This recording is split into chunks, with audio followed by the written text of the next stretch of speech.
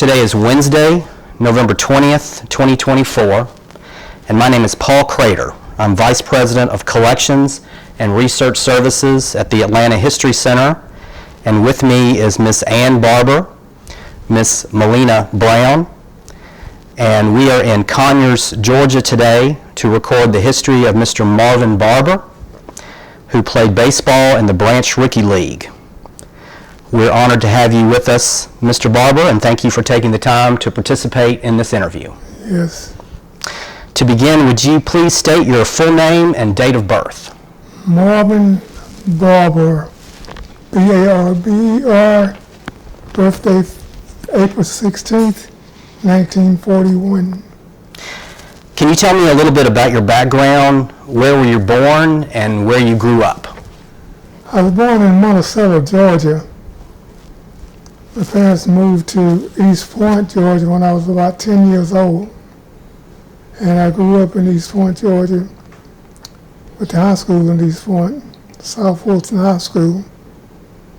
Played baseball there, basketball there, and all the surrounding area of East Point was surrounded with guys that played baseball with me during that time.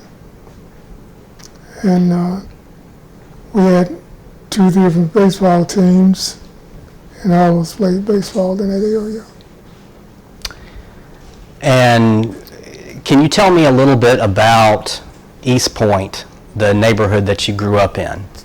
The neighborhood was kind of area that one part was kind of like a ghetto area, and you go 100 yards away, and it was kind of middle class area that all of us mixed in together.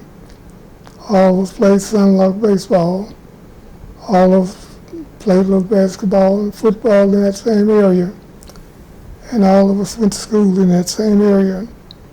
That we kind of developed a bond with each other. All of us kind of gelled in together and became good friends and good teammates with each other in that area all the time. What street did you grow up in East Point? What street? What street did you live on? The street was Branch Circles. It was an apartment complex, and that complex probably had about 120 apartments in it, and all of us kind of gelled in that. A lot of us walked to school together every day, stayed for practice of basketball or baseball every day, and developed pretty good friendship with everybody around in that area. So one part of it was kind of ghetto-ish, the other part was kind of middle class, and we all got together, all got along together, and built a pretty good bond with each other by going to school together, playing ball together and all that. So we built a pretty good relationship with each other in that area. And you come in the apartment complex from one area, and you go back out on the other area. But from one area to the other area, all of us built a bond together that we got along with each other pretty good, and we went to school together, did everything we needed to do together. And every apartment complex in that area had a little corner store, which was the only store within that walking distance of about 100 yards. So everybody could stand around that corner on that store and build a relationship with each other just by all of us having to go to that one little corner store. So relationship and all was built doing that, along with the relationship we built together by playing sports. And who were your parents? My parents, Who were your my mama parents? was Annie Mae Barber. My daddy was killed in a tractor trail accident when I was about 16 years old. So turned out my mama kind of raised myself and two younger sisters, pretty much as a single parent.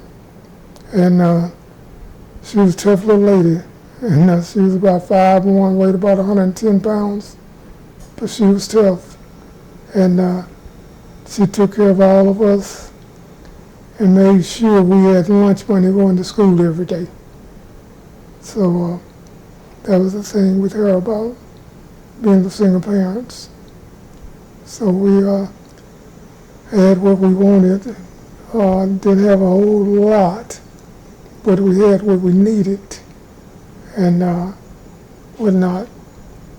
And she was caked at a job as though she was a daddy, because I got a lot of butt whoopings by her being little single parents. So she was great. And what did she do? What did she do for a living? What was her She job? was a maid during that time. And that took care of us the way we needed to have what we needed going back and forth to school, have what we needed participating in other school activities, all with her salary as a maid. And what else do you remember about your mother?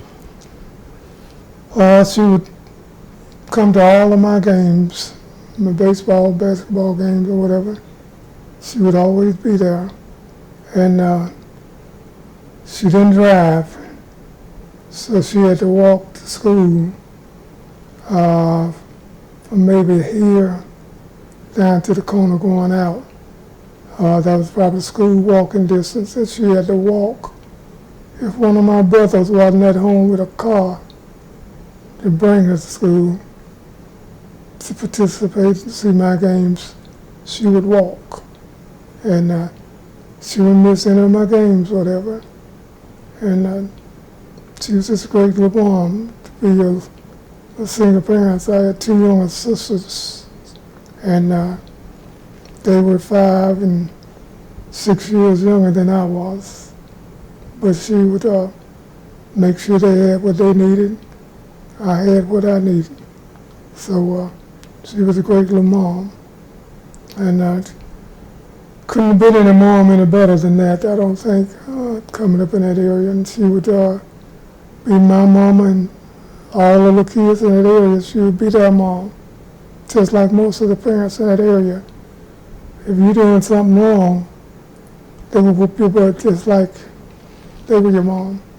My mom did the same things. She said, see somebody else's kid doing something wrong, she whooped their butt just like they was hers. And parents could do that back then without any hassle from the other parents after they found out their kids got a butt whooping. So she was a great little mom in that area, doing that, raising other people's kids, along with raising her own kids. And what do you remember about your father? My father was a tractor-trailer driver, and he would leave sometime on Sunday nights, going to Texas, Utah, Washington, D.C., and come back home, get back home on Friday nights, most of the time. Sometimes he'd come in on Thursday. And when he come in, if anything was going wrong while he was gone, he straightened it out. But he had the opportunity to whoop my butt one time.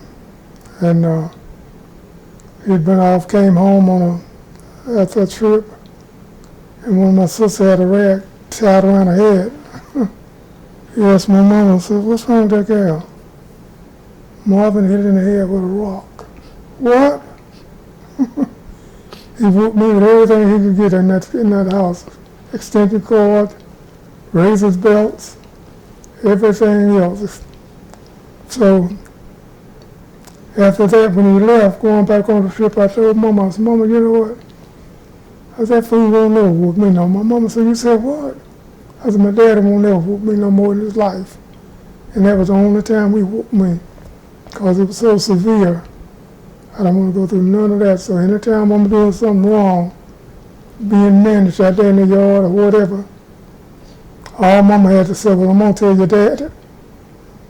That cut all that out, what I was doing wrong. So he didn't have opportunity to whoop my butt that much more. But we had a pretty good relationship. When he come home, we go to a movie sometime on the weekends. And we sit around and look at TV together. Back in that time, we'd have one TV, one black and white TV. So all of us had to sit in the living room and look at the TV together with whatever he wanted to look at. You could look at a few things you wanted to look at, but wasn't going to be much. So that was the same with my dad. Did your dad play sports when he was a kid?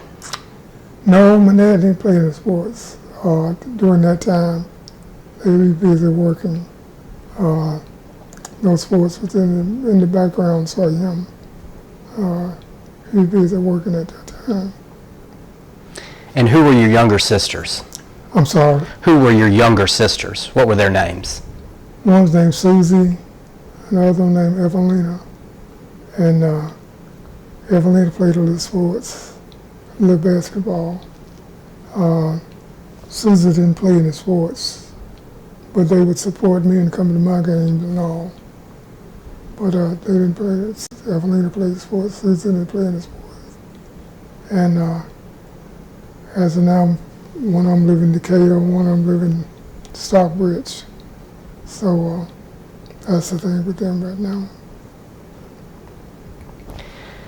And when do you remember you gaining an interest in sports, in playing sports?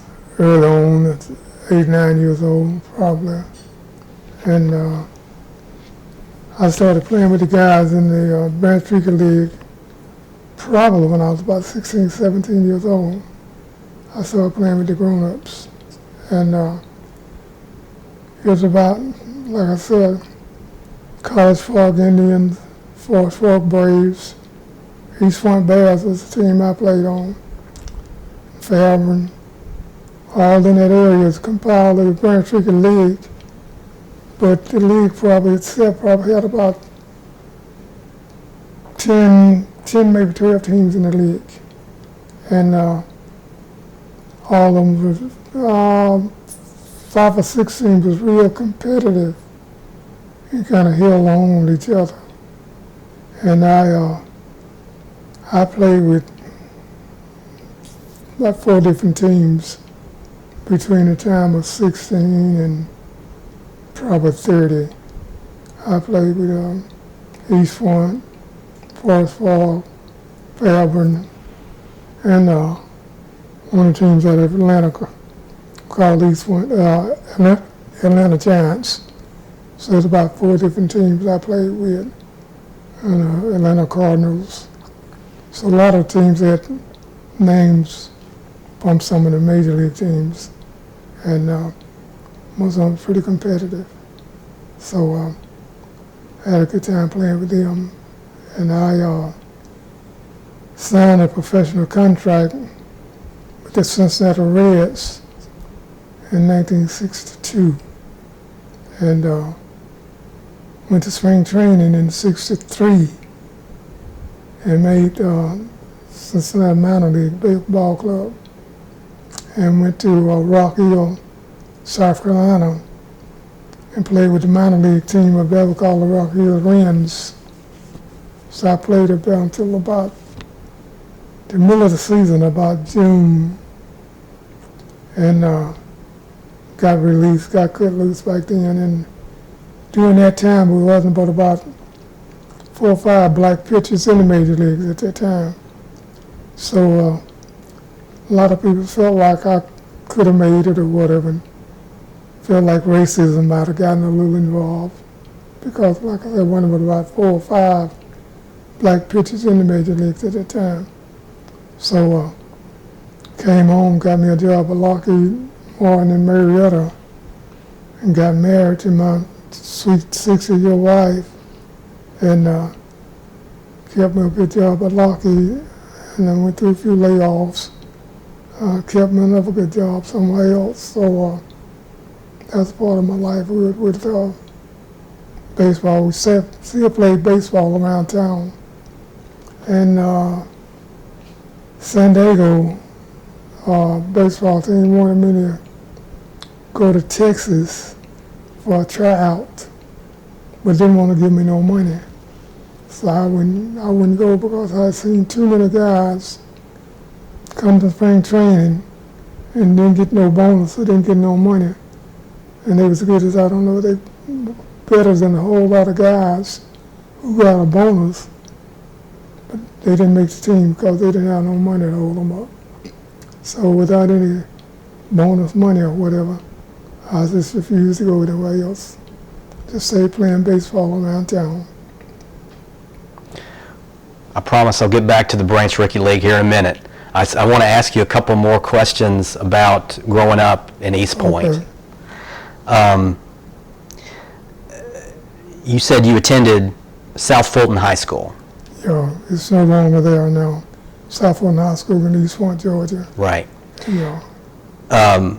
What sports did you play at South Fulton? Played baseball and basketball and quit the football team.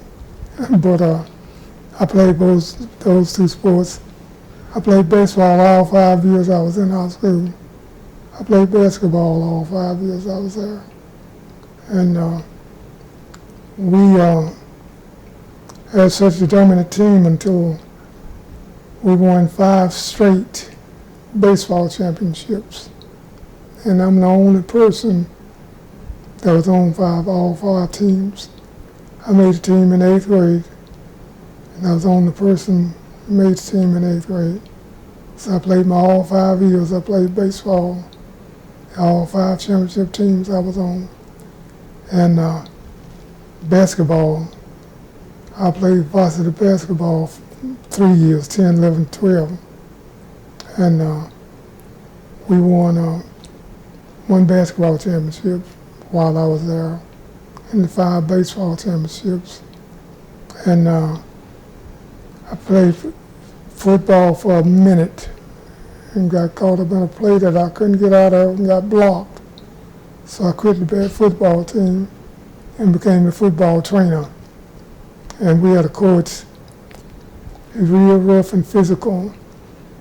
If he was coming along now, he'd be in jail. Because he would whoop you just like it was on your mama, your daddy wanted. He'd tell you, go home and get your pep and you bring your mammy back with him. So, and a lot of times when mama and daddy come back, they side with him. so we do no good going telling your mama or dad about what he did. But he was a good coach, real good coach, but he was just physical with you back then. And like I said now, if he whoop you like they did back then, he'd be in jail right now. But now coaches can't touch those kids. But back then he whooped us just like we was his own kids. And everybody put up with it because they felt like he was right. And to get the best out of some of his players, that's what he had to do. So that was the thing of playing baseball and basketball back then, playing sports back then. What was that coach's name? Eric Hunter. Eric Holland? Hunter. How do you spell that? Hunter, okay. Hunter. Eric Hunter. And James Abrams. Those are the 2 coaches. And Mr. Sam Jones. He was a part-time coach. But we had baseball, football, basketball, but we didn't have enough students to have a golf team or a swim team, nothing like that. Our school, the student body, never got more than 750 students, and so we didn't have enough kids to have a swim team and a golf team and all of that. What positions did you play in baseball? I was a pitcher in the outfield. When I wasn't pitching, I was playing outfield. Played center field or left field when I wasn't pitching. So I played both ways all the time. And in basketball, I played center and played all 3 positions in basketball. And I know you've heard of Walt Frazier. Well, when we played that team, he was the best shooter on the team. And if he had 15, 18 points the first half, the coach gave him to me the second half. So if you go to the P house, go with him. So that second time I shut him down. I get him down about 10 points. So I was a defense specialist, I guess you'd say back that time. I averaged 10 or 12 points a game. Wasn't a big shooter, but I played real good defense no matter who the hot man was on the basketball team. That's who I would jump off and play. And my thing about basketball was that I deny the guy the ball. If you guys don't have the ball, he can't score. So I would deny him the ball. In that way, he can't score. And when he did get the ball, I clamped down on him and kind of held him down compared to anything anybody else could do with that particular player. So I take it you were one of the taller players at your school. Kind of in some areas, but then we played some schools had 2 or 3 guys, 6'5" and 6'7". I played that one whatever year, that's 6'9".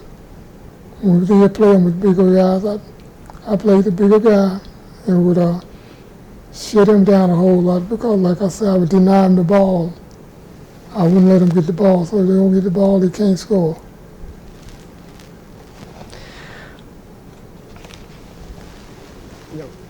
We're going to pause just for 1 second. Camera on. Okay.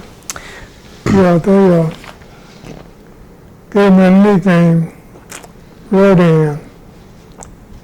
I guess along in '58, a movie came out, a big bird just flew in the sky and just tore up a whole lot of things and destructed a whole lot of things.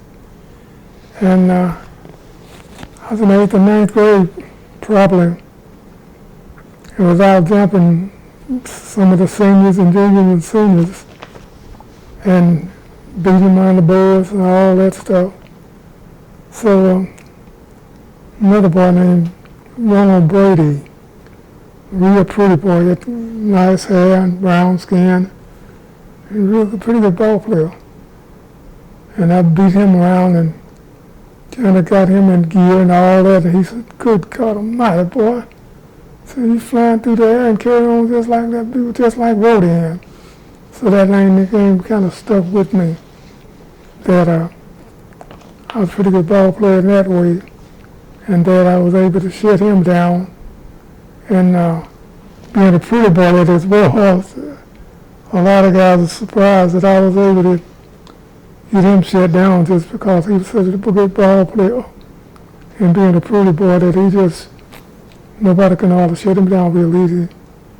So that name kind of stuck with me all through my baseball career with that. And anything anybody could see me coming, a lot of guys would talk about Marvin Barber, and they couldn't hardly know who they was talking about.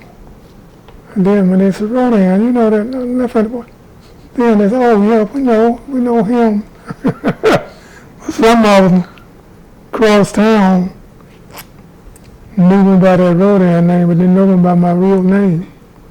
And guys would kind of say that, and then they said, "Oh yeah, we know who you're talking about."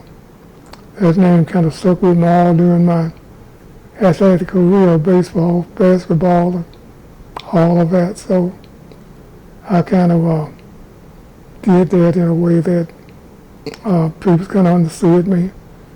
And when I came back from playing minor league baseball, working night shift at Lockheed, and a couple other guys saw me.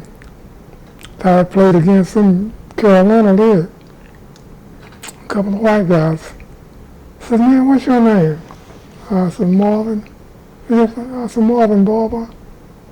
He said, "What?" I said, "Man, what are you doing here?" I said, "I got married and got a job, got a wife, and started a family." I said, "Man, we thought for sure you would make it, and you didn't." I said, "No." He said, "We know you got a chip on your shoulder." I said, "BS, you don't chip on my shoulder, I need a job. I got a wife and started a family." He said, "You didn't make it." I said, "No, I didn't make it." And a lot of stuff, prejudice went on during that time, and it was kind of accepted because, what could you do? And the manager in baseball, he's full of it. So it was kind of against me a little, but like I said, I came back home and got me a job. I started my family. I didn't need no chip on my shoulder. So there was a baseball career there, but we played around town all the time and had pretty good teams around town, so we never, stopped playing baseball. I was probably close to 40 years old when I stopped playing baseball. And started playing softball. I played softball until I was about 50 years old, I guess. So I kind of kept into the sports thing. What do you remember of your teammates on the baseball team? On the baseball team, I was on the black guy on the baseball team. On your high school team? My high school team. Yeah. I had one of them that was younger than I was. Made it to the major league. A boy named John Milner. He made it to the major leagues. I kind of tutored him, and he made it to the major league and played for the New York Mets as a first baseman. And had a couple of more signed minor league contracts. A boy named Claude Cleveland, another boy named Colonel Caldwell, that him and I pitched together. And he was right-handed and I was left-hander. So on Sundays, we played doubleheader ball games around town. And the coaches asked us who wanted to pitch the first game and gave us a choice that if I wanted to pitch that first game, I pitched the first game, he pitched the second game, or he pitched the first game, I pitched the second game.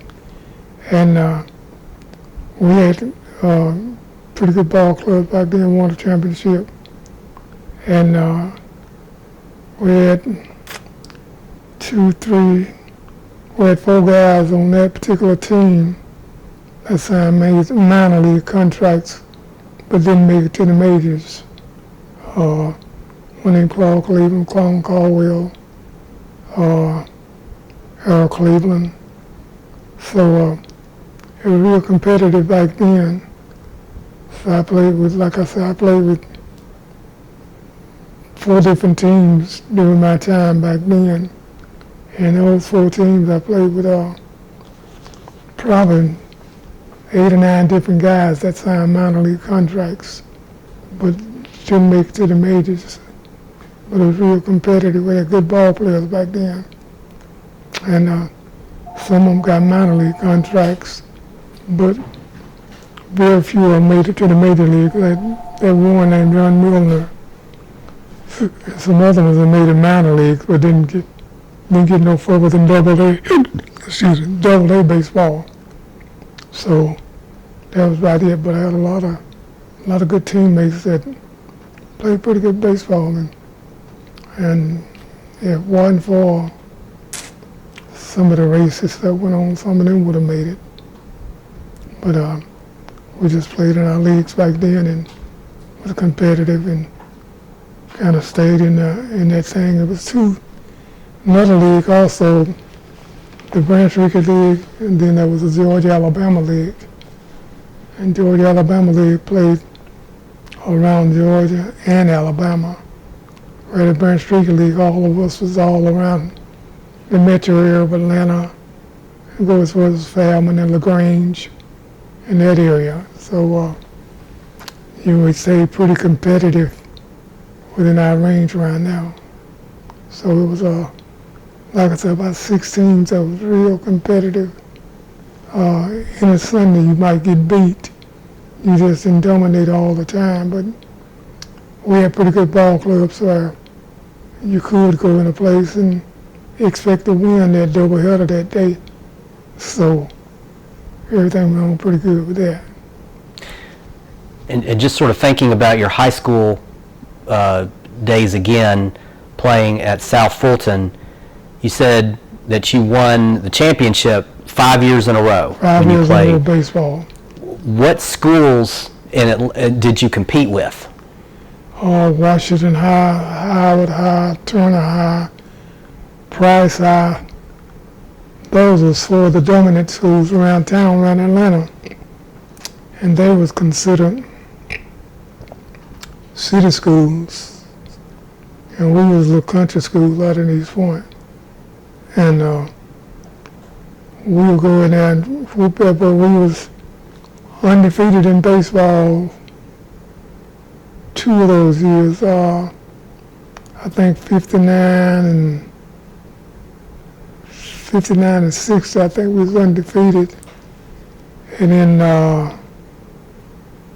like I said, we won the 5 baseball championships.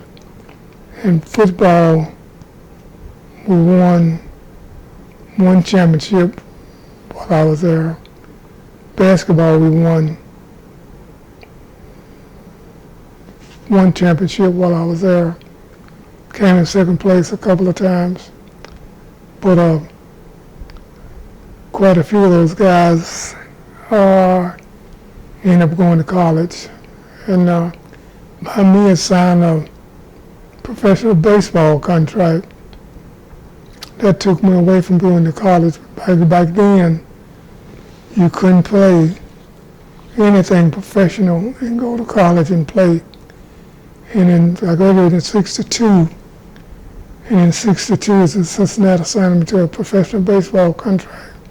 So that took away me going to college and playing any ball. But quite a few of the guys ended up going to college. And some of them dropped out. So we had pretty good athletes that went to college, and some of them went on to play pro ball. One of them, Charlie Greer, the football star, played running back at South Fulton. When he got to Colorado, went to Colorado State, played football there. They turned him into a defensive back, so he went on to pro, played for the Denver Broncos in pro football. And other boy that was behind me, John Adams, I kind of tutored him. He played professional basketball. And the other boy in high school behind me played the professional baseball. So we had pretty good athletes coming out of that school all the time. Now you were in high school, what year did you graduate? 62. 62, okay. So for most of your high school career, that was when the schools were racially segregated. That's when the high schools in Atlanta were racially segregated. Right, that was 62 when I graduated. Did you ever play against schools that were predominantly white? No, not at that time. The schools integrated back in about 65, 66, along in there. While South Fulton High School was here, Russell, the White High School, which was called Russell High at that time, now it's called Tri-City High School. But it's integrated probably somewhere in 66, 67, Atlanta, that they probably integrated. And a few black students started going to that school then. But until then, it was all white school. They didn't mix up until late 60s. So we didn't play against any white schools during that time. Thinking about growing up during that time as a young man, what do you remember about segregated conditions in Atlanta? Well, there were places that we, might have been 60, up until 65 or 66, we lived like here, it was a white pool, swimming pool, maybe down to the corner as you come in. We had to go past that white pool to get to one of our black pools until maybe it might have been late 60s that the blacks could go to that pool, and we could have to pass that pool to get to our pool. So that was one of the kind of worst things that we had to go through with. And there was a grocery store that you had to walk past that store to get to the black store. A little stuff like that. But we would be on the ball field playing baseball or whatever. 2 or 3 white guys would come over that we had met. They come over and play baseball, but one of them daddy was a policeman. They come by there and run them home. We'll let them play out there and play baseball with us. They make them go home. And every chance they get, they slip out there and play baseball with us. So little things like that, you kind of remember, kind of stay with you a little bit and whatnot. But growing up was pretty good. We had our lane that we stayed in our lane, and they stayed in their lane. So pretty much like that. Do you remember your mother or your father talking about segregated conditions or the adversity that they may have faced as a result of? Yeah, they would talk to us. Mama would talk to us about that, about where to go, where not to go. So you wouldn't get in no trouble being in the wrong place. So that was talked about when most parents talk to their kids about that. To keep them getting into kind of trouble that they didn't need to get into. So, you was very well talked to about where to go and where not to go. Do you remember where she told you and your sisters where to go and where not to go?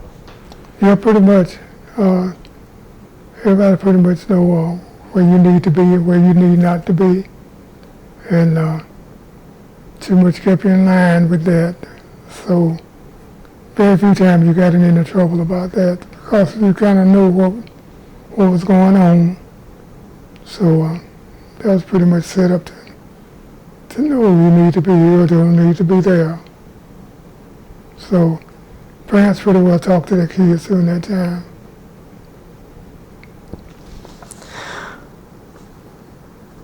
You said earlier that you began playing with the Branch Rickey League at age 16. Yeah, 16, 17, yeah. And so you were still in high school then? Yeah. Okay. Yeah. How did they recruit you? Just like I was one of the regular guys, those guys, they would look out for me. And sometimes when they got new uniforms, they would chip in and pay for my uniform. Me being just going out getting out of school or whatever else, they would pay for my bus trip. Sometime when they had to chip in to pay for the bus to take us where we was going in and out of town, and they would pay my fare for that. If they had to pay for that, they had to pay for that, and they would, like I said, they would pay for my uniforms and stuff like that. So they kind of look after me and whatever. And like I said, Michael Daddy was one of the main ones. He had one of the better pitchers around town, and he had signed him out of their contract and he got cut loose and come back home. And he was several pitches. He was about 6'3", weighed about 220, and he was a pitcher and outfield. He played outfield if he wasn't pitching. And that's where a lot of us came up that could play more than one position. Because like I said, I played outfield when I wasn't pitching, and every now and then I would play first base. But back then, that's where most guys could play more than one position, and got along with that. Do you remember the man who recruited you to play for the Branch? It was for the East Point team. The East Point. His name was Mo Sims, was the manager back then. Mo Sims. Yeah, but see, other guys that played also would talk to you into playing with that team rather than anybody else. So that East Point Bears team was the main team in East Point.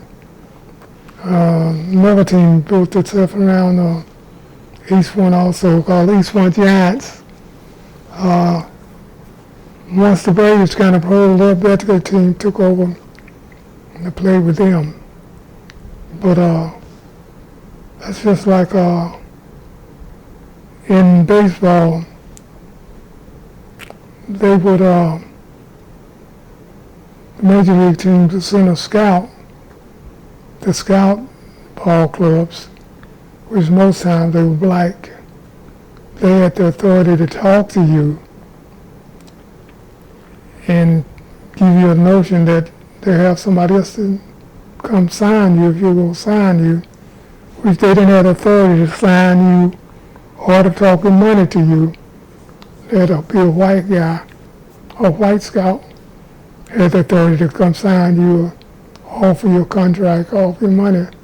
But the white guy, black guy would be a scout at you and saw that you was good enough for him to get the white guy to come talk to you. So that's the way it was as far as somebody coming looking at you to see if you was good enough to get a contract. Where did the East Point Bears, it was the Bears, right? Right. Where did they play their home? In East Point, it was well field. They had our own field. They would play baseball on. What was the name of the They field? had our own field. Okay. And it was just the East Point Bears field. That was it. Everybody, all the places, East Point, College Park, Forest Park, Hayesville, everybody had their own field. And most times we played Friday nights.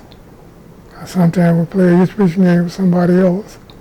And play a doubleheader on Sunday would be a league game. So that's what we did. And whoever won the championship around town would get a chance to go to Indianapolis to play world championship for the Negro League around town for the whole country. All the teams that around Ohio, Florida, Carolinas, everywhere would go to Indianapolis in a tournament that would compile about 16 teams to see who would win the international tournament up there. And I think I was on one of the teams we played that made that cut. But they were good ball players all over the place. And what do you remember about those home games in East Point? About the crowd that would show up, and what was that environment like? During that time, we had kind of regular baseball bleachers, like they had no shade, no one, you know that. But we had the baseball stands, just like it would be high school football stands, and people would come out, believe it or not. It would be 100, 150 people come to those ball games there back then. And we had the bleachers set up with no kind of cover, none of that. And back then they would charge maybe 50 cents to come in the games on Sundays. And like I said, be sometime 100 people that just have come from other areas around the East Point area to come to that game to see East Point play on Sunday. Same thing with College Park and Forest Park. They had the same kind of crowds. Just home field crowd right in that area. And they would support you or whatever. And they had the hot dog stand set up and stuff like that. So it was a lot of fun, you know, back then or whatever. And we would have our dugouts. Some teams had a dugout, just like a regular dugout, shelter over it. But most of the team didn't have no dugout. They just had the benches. My son, I don't know, son was on you all day. So we had to go with that. Did you ever play ball games at Hull Stadium in College Park? Yeah, we played at Hull Stadium was out on Panthers, out on Simpson Road. That was Hull Stadium. Okay. That was one of the predominant, one of the better teams around Atlanta all the time. Atlanta Panthers, College Park Indian had a stadium behind their school, like they had their own field. So that was College Park Indian. But Hull Stadium was out on Simpson Road, across the street from the cemetery out there. And that was one of the better teams in all the part of Georgia. That was one of the better teams you could find. The Atlanta Panthers at that time. Atlanta Panthers, East Point Bears, College Park Indian, Forest Park Braves. Those were four of the most prominent, better baseball teams around Atlanta. And but not so we used to kind of compete with each other in pretty good spirit. And you said you were a pitcher, and you played some first base in the Branch Rickey League. Sometimes when I pitch, I played outfield more than anything else if I wasn't pitching. What pitches did you have? Curveball, fastball, changeup, and now they call it a slider, whatever it is, but we call it a drop back then, where you throw it from overhand and drop from here to there. We call it a drop back then, but now they call them sliders, all that kind of stuff. So I had most of the pitches you needed to get somebody out and whatever. And every now and then you have to throw at somebody that hook the plate and crowd the plate. So we played it just like you played by Major League Baseball. We had a real good team back then. Are you left-handed? Yeah. Okay. Who were some of the other standout players in the league that you remember? What do you remember about them? Some of them good hitters. Charlie Daniels, Fred Bell, Frank Bell, the two or three brothers that played with College Park, and L.J. Hartfield at Forest Park.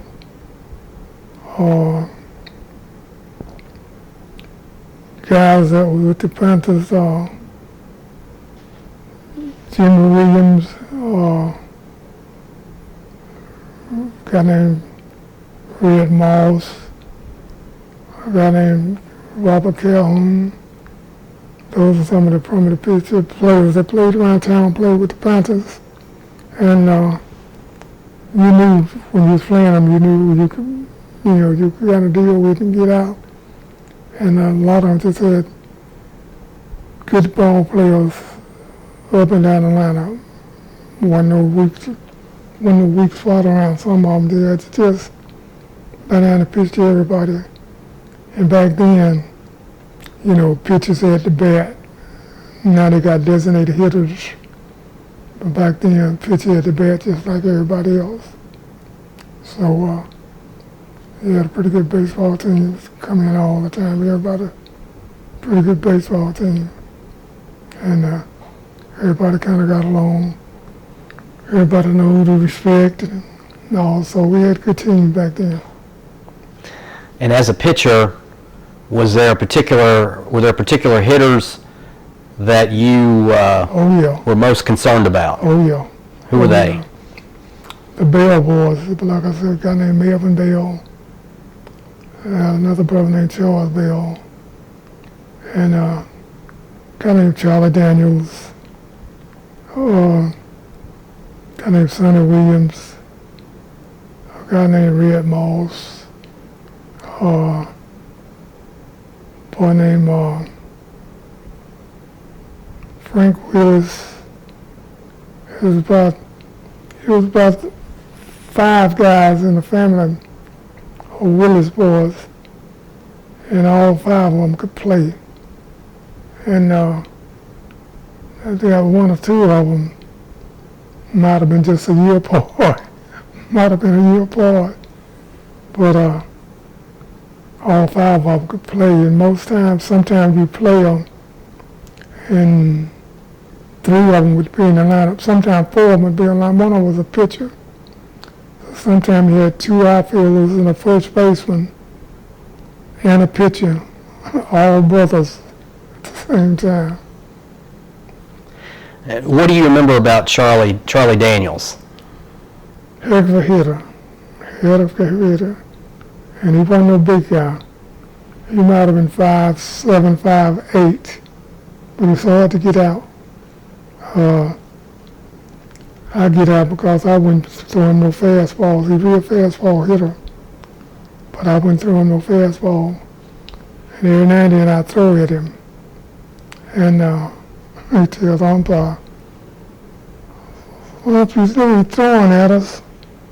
So somebody fouled the ball.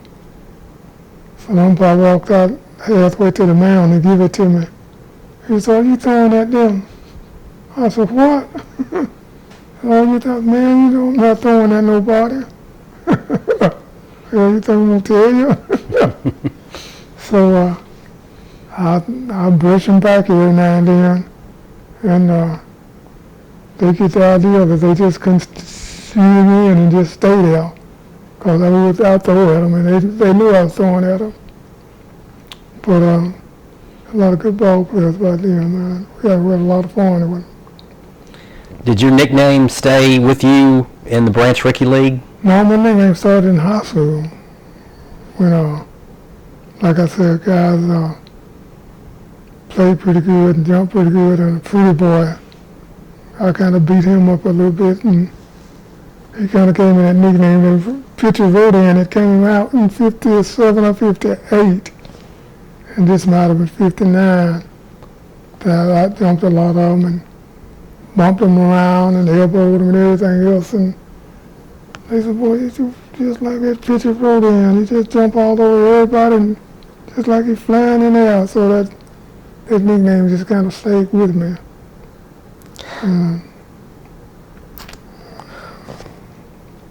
Do you remember that your ball games were reported on at the Atlanta Daily World? Do you remember reading about the ball games that you played in the newspaper?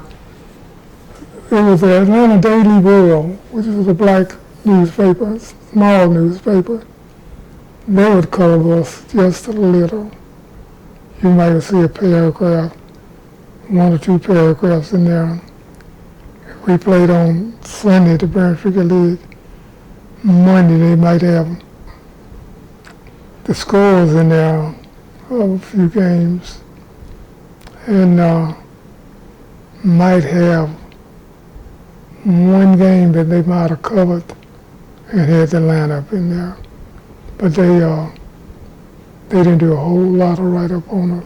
But like I said, they would give the scores of the teams around town that played, and might have 1 particular ball game where they kept the scores and kept the books on it.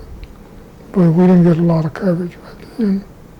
And the Atlanta World, I live in the Atlanta Journal-Constitution. Every now and then, when we played a tournament, they might will put a score in there from a tournament game. But we didn't get no coverage from them back then at all. The only coverage we got was through the Daily World, a small black newspaper. And that was it. Were most of the people who came to see your games from the neighborhoods that the teams were based in? Most of them from the neighborhood that the team was based in. But if that team in College Park wasn't playing on that Sunday, the fans from College Park would come to East Point. And someone would follow. If that team had went to Forest Park, some of the people in College Park would go to Forest Park and watch. Because we was a little bit closer, they would come on and watch East Point, watch us play.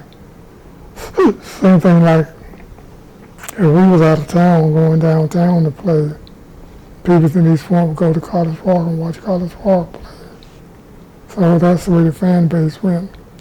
Where if one of us was playing downtown or Fairmont somewhere, the East Point fans would go down there, come to our game, and we go to their games.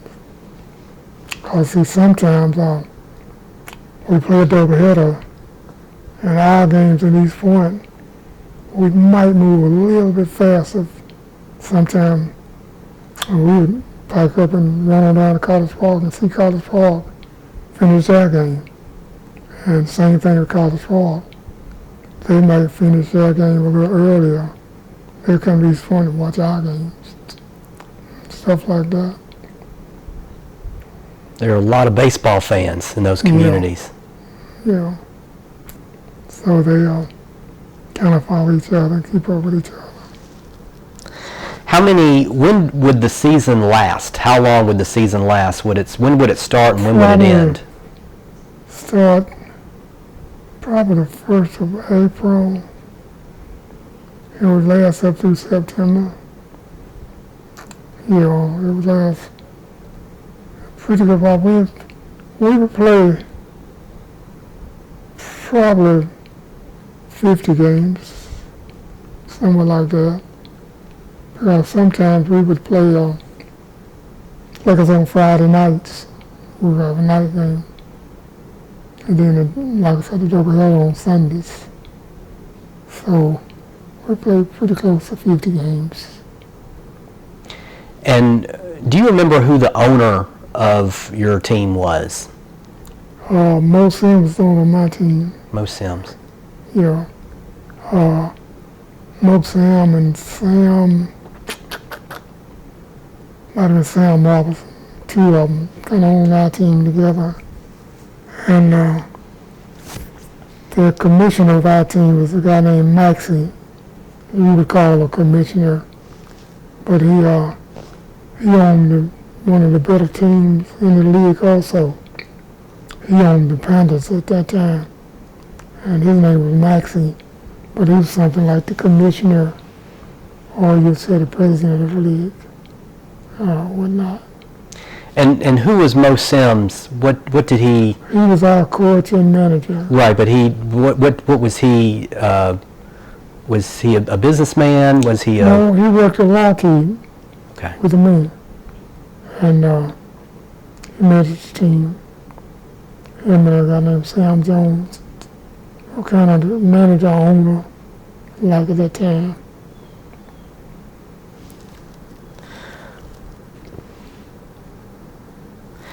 And so, did your teams have sponsors to help play the costs? Every now and then we'd have somebody, a couple of people to sponsor. Otherwise, the guys chip in and pay whatever money needs to be paid. They buy uniforms and bats and catching equipment and stuff like that. And you played several years in that league. I just have to think that there are some really memorable games and moments that stand out in your mind. And I'm wondering if you could kind of tell some stories around those moments about some really exciting games. One of them, a real good story line. One game I was pitching, and a guy got on base, and I guess he was off from here to that stand there, and I picked him off. And when I picked him off, he yelled, "Oh no, don't touch me, don't touch me." Just throw his hands up with the first baseman. First baseman said, "Hell, go over there, touch him, tag him out." And he walking out the field looking at me real stupid, like, "How did I let you pick me off?" And after the game, he told me, he said, "Man, I know you had a pretty good move, but I didn't know you were going to pick me off." So that was one particular game now. Another game, a guy played with the Panthers, a guy named Fluky. He ninth inning, 2 outs, and I had a no-hitter going. So he turned and tried to get me to hit him, ball inside, he tried to get me to hit him, and get on base. And he just said, "To hell with this, let me go on and get a base hit and break this thing up." And sure enough, got a base hit and broke my no-hitter up. So he said, "I just didn't think I was going to get no hit, so I thought if I got on, somebody behind me would get a hit." And so I just said to myself, "Let me go on and get a base hit." So he got a base hit and broke up my no-hitter. And we had a lot of fun and stuff like that back then with good ball players and all. And it was just that guys that were good ball players, you kind of remember them. And after the game, you kind of respect each other. You run around just like it's in house. You shaking hands with each other and all that, and stand on the sideline shooting the breeze with each other. Whereas, even nowadays, you got guys who, you win the game, they won't shake your hand. But back then, we would make sure we shake each other's hand and butt up with each other and all that good stuff. During that time when you played, could the league trade players? Or when you were on a team? What would they do? They wouldn't trade no players. You didn't have authority to trade anybody, but if the player quit your team,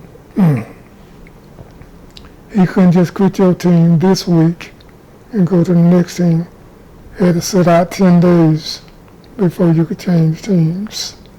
But as far as trading or swapping, you couldn't do none of that. You didn't have authority to do none of that. Guy getting mad with you on your team and want to quit, he just quit. And that was it. But anyway,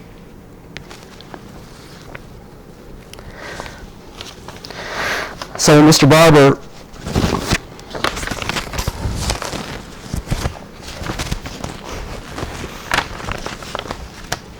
that'll work. I got tangled up. That'll work. Mr. Barber, I wanted to ask you about your scouting by the major leagues. And I want tell me your first memories of being scouted by big league scouts. Being challenged. When do you remember first being scouted by big leagues teams? I guess probably in 1960, probably. Someone looked at me from the Dodgers. I had the main ballpark, I told you, was Hull Stadium. I pitched out there and someone looked at me and talked to me from the Dodgers briefly and never got back with me at all or whatever. So that was it. And then in '62, when Cincinnati talked to me, a guy named Jeff Young talked to me out of that same ballpark. And he was from Cincinnati. And he called me about 2 or 3 weeks later and told me he wanted me to come to Cincinnati. Somebody wanted to see me in Cincinnati. I said, well, yeah, he said, I'm going to send you a ticket and I want you to fly up. I said, no, I never flown. So I told him, no. When do you want me to be there? He said, I want you to be there by Friday, but I'm going to send you a ticket now. I said, no, don't send me no ticket. I said, I'll get there, but don't send me no ticket. So I had a sister living in Cincinnati. So I just got on me a bus and went on to Cincinnati on the bus. And the guy named Jeff Young came by my sister's house and picked me up and carried me down to the ballpark, Crosby Field, named the Cincinnati ballpark at that time. Carried me down there, and I worked out with the big team then across the field. And assistant general manager named Art Perkins signed me then to the minor league contract. Like I said, I was in probably the latter part of the season. So I stayed in Cincinnati probably the next 3 or 4 weeks and went down and worked out with the big team a few more days after that. So in '63 came spring training. I went to spring training and made the minor league ball club. Can I pause just for 1 second? So you were scouted by the Cincinnati Reds. Right. And I worked out with the big team over there for some of the last part of the '62 season. And once the assistant manager, Art Perkins, signed me, I went to spring training in '63 and made the minor league team out of spring training. And went to South Carolina. I played in South Carolina, a place called Rock Hill, South Carolina. And the team was named Rock Hill Wrens that I played for up there. And I guess I played probably until the first part of June and got released at that time from Cincinnati. I came back home, got me a job at Lockheed Martin, and started my career there, working at Lockheed Martin, and carried on from there. And still played baseball in our town, in the Branch Rickey League during that time. And we still competed with other teams and all of that. And San Diego, someone from San Diego talked to me for a minute and wanted to send me to some part of Texas, I think, for a tryout. And I kind of refused to go for the simple fact that without a bonus money or something like that, I wasn't going to get a fair shot. So I just stayed at home and kept my job and married my wife and started my family. So that was it as far as my professional life goes. So what was it like being with a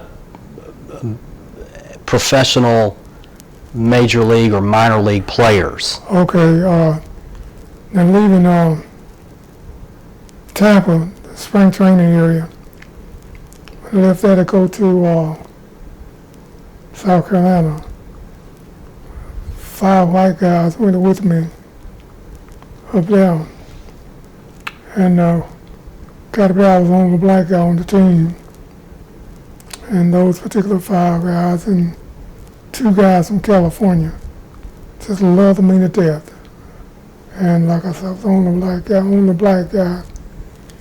But when we would go out to eat on the bus trips to other towns or whatever, I had to stay on the bus while the first half go in and eat and bring me something back. Then the other half stayed on the bus with me.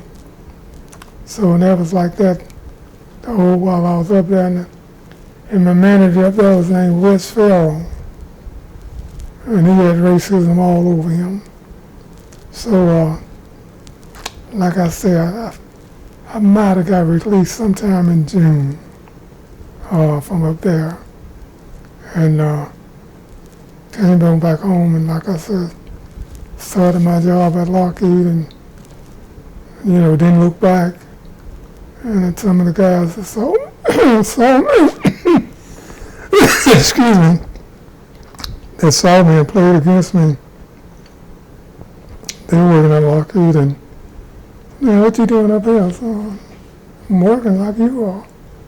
So, man, so we thought for sure you would have made it. I said, well, I tried.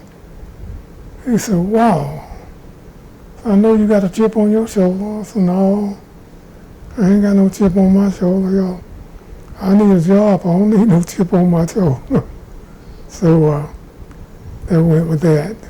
So I just carried my career on with working at Lockheed and going through a couple of layoffs and working at Western Electric and going back to Lockheed again and stuff like that.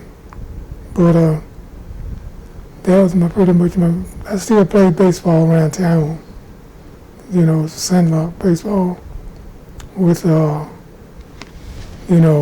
Branch Rickey League team we had. And just kept doing that and working my job. And he ended up retiring from Lockheed after 30 years. So that pretty much was my life with the baseball thing. Like I said, I played baseball until I was probably 40. And then I played softball probably until I was 50. So that was pretty much my baseball life. What league did you play in the minor leagues? The South Carolina Southern League at that time. At that time was D-ball, C-ball, B-ball, H-ball. And at that time I think I was playing in the C League in South Carolina Southern League at that time, a minor league team. And what players, major league players, did you really look up to? Well, the guy Lee May was one of the major leaguers that made it out of spring training. We was in spring training together. And I was in spring training with Pete Rose. And another guy I was in spring training with, and Beaver Swanson, made it to the major leagues. So Beaver Swanson, Lee May, and I was in the same hotel complex when we stayed in Tampa in spring training. And those are the ones that I kind of talked to on a daily basis when we was in spring training.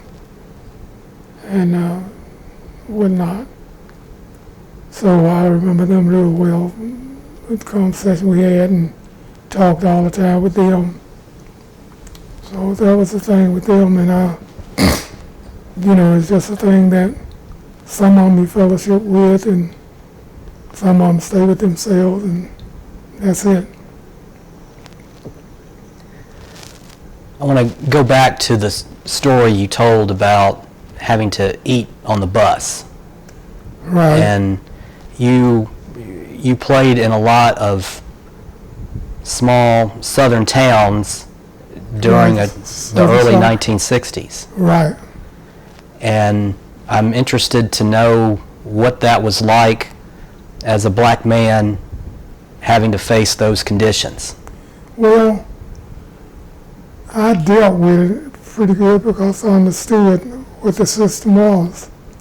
Because coming out of spring training, going to South Carolina, the bus made one stop for everybody to get off and eat.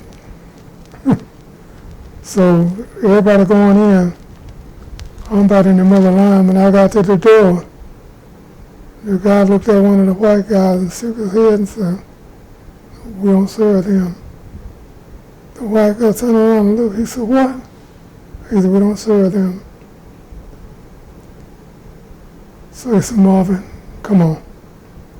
So he went back with me, and a couple guys asked him where he was going. He said, "Me and Marvin gonna go back on the bus right now." He said, "Why?" He said, "They won't serve him, they're not gonna serve Marvin." So 2 or 3 of them came back on the bus with me then, while everybody else went to eat, and brought me and the other guys some back to eat. So that was the start of it, right off the bat, that I knew what I was going to be up against. So when we got to South Carolina, we stopped, get ready to go in the hotel room, same thing. So the bus driver told me, he said, "Well," so Marvin said, "I already got you a room." I said, "Don't worry about that." So he had already set up himself, had set up a room with a black couple that I was going to be staying with while I was up there. And a couple of white guys that had cars would come by and pick me up and take me to the ball field, back and forth every day, take me to the game, stop by one of the hot dogs place, get something to eat, to go. And sometime a young black couple that I was living with, sometime I get home after the game, 10:30, 11 o'clock, that woman would have me something fixed to eat. And I don't even know how much they was paying her for me to stay with her and her husband. But that's the way we did in South Carolina until I got, might have been, like I said, sometime in June. Until I got released, I got sent back to Tampa. Told me and the 4 or 5 white guys that kind of hung out with me and picked up, care of me, told us Tampa needed some help. So when we got back to Tampa, we couldn't even get on the roster then, because Tampa already had some guys on the injured reserve list. So we said, Tampa needs some help. So the first 10 days, we couldn't get on the roster. Finally, we got on the roster. And I think I pitched in 2 games down there and got released. And a couple of other guys that were with me, the white guys with me, they got released. About 3, it might have been 4, but 3 of them got released along with me. So I just came on back home, and that was it. And I talked to, like I said, somebody from San Diego, and they wanted to send me to Texas as a tryout, and I wouldn't go. So that did it as far as my professional baseball goes. Just sort of thinking about those experiences playing in that league and the conditions that you face, did it scare you? No, because I was never just by myself until they would take me home. There were white guys that would pick me up. They'd pick me up at home, and they bring me back home. And when we go get something to eat, they get it to go. When we leave in the ballpark, or if they think I haven't eaten before I left home, we stop and get something to go. So I didn't have a whole lot of fear because I was never just totally by myself. But I was the only black guy on the team up there. Do you remember who those players were?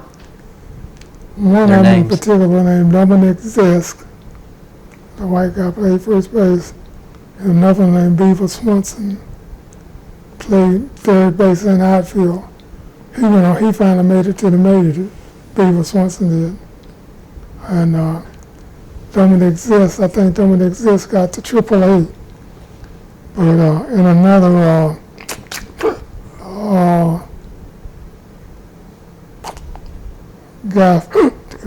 guy from, he was a foreigner. He was, one of them was a Cuban, and another one was a Mexican.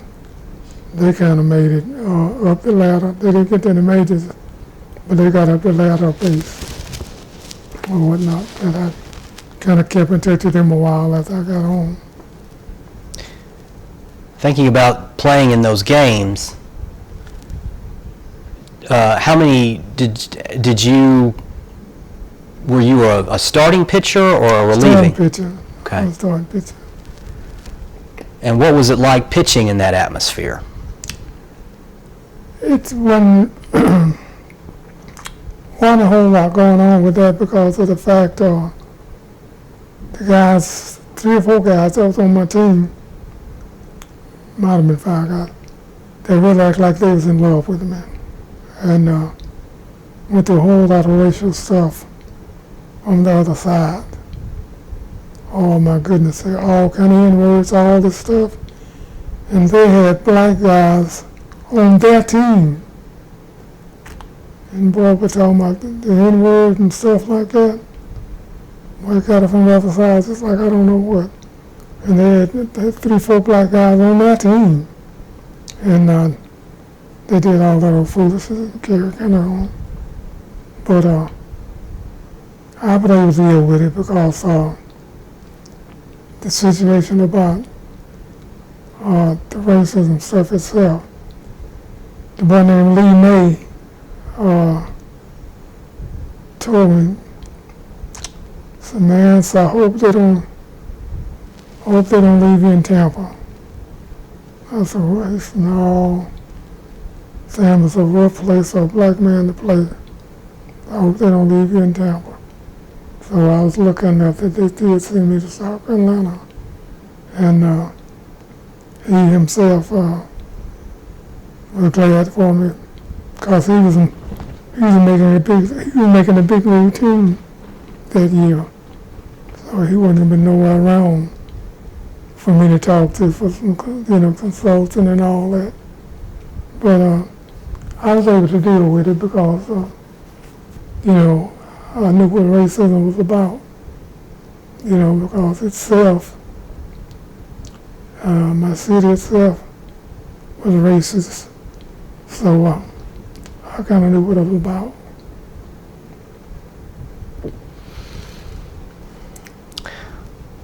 What players in that league do you remember playing with that ended up in the major leagues? As I said, Beaver Swanson and Lee May. And Lee May. Yeah. Like I said, Pete Rose was down there with us, whatever, but very little. He was getting ready to move up to the majors also, so very little encounter we had with him. But those two that I personally knew that moved up.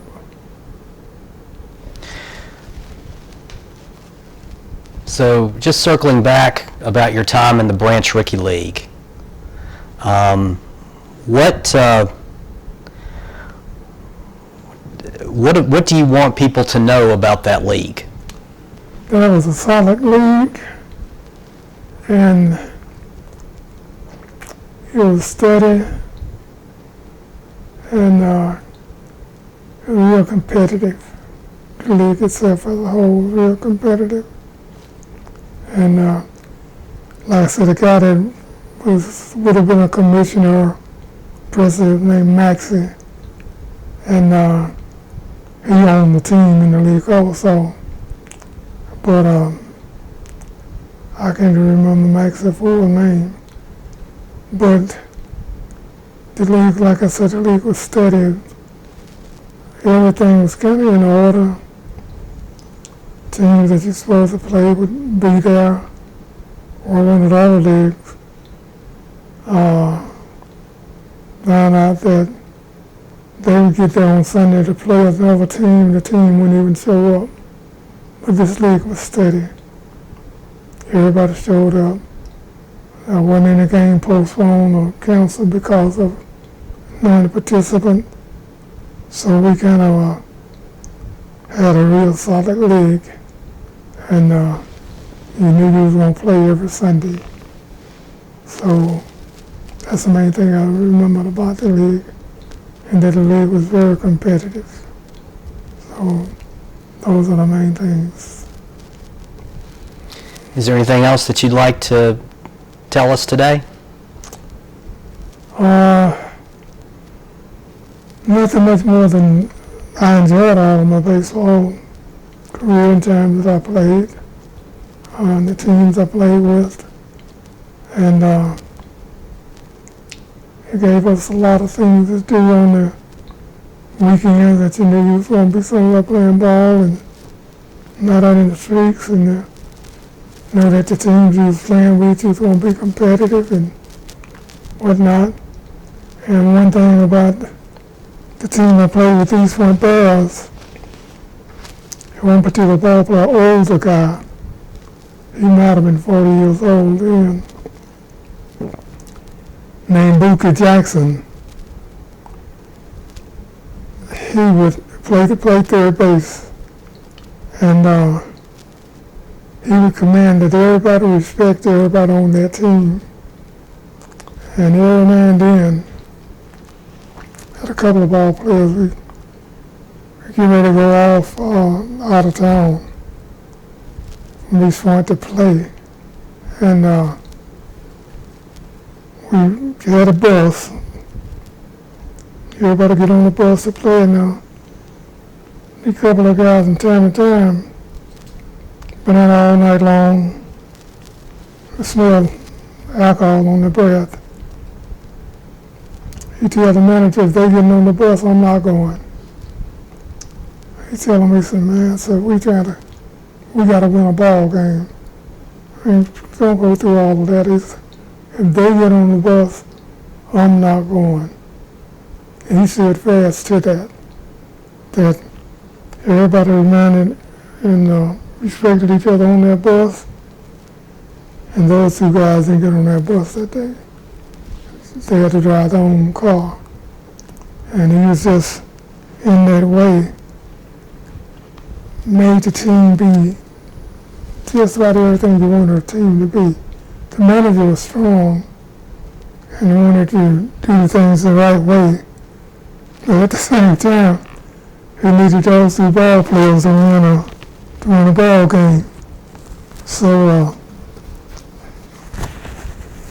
in his mind, he just was not going to let nobody not ride that bus if he could. But this guy named Booker T said, I'm not going. If they get on that bus, I'm not going. And he meant that. So that kept the standards of the rest of the players to know what they could not do and go on that bus and know what they could do to be part of that team. So that's the main thing with that he made sure everybody on that team respected each other. And when you had somebody go, everybody going to be there on time. Everybody going to do their part. And when it come times that we had to get a bus to go a pretty good piece out of town, and everybody had to chip in. If they didn't have enough money in charity, everybody had to chip in and pay. They would chip in and pay my way when I was playing with them. Started playing with them when I was 16, 17 years old. They would pay my way. And anything I needed. Uniforms, got new uniforms. They chip in and pay my way. And I just remember a lot of good things about them in that way of playing sandlot ball in the Branch Rickey League. And like I said, the league was steady and it was standard and everybody enjoyed it. So that being said, I don't think I could have played in a better league at that time than Sandlot. Thank you so much for your time today and your stories. Thank you for giving the time, and thank you for coming doing this and taking this interview. I appreciate you.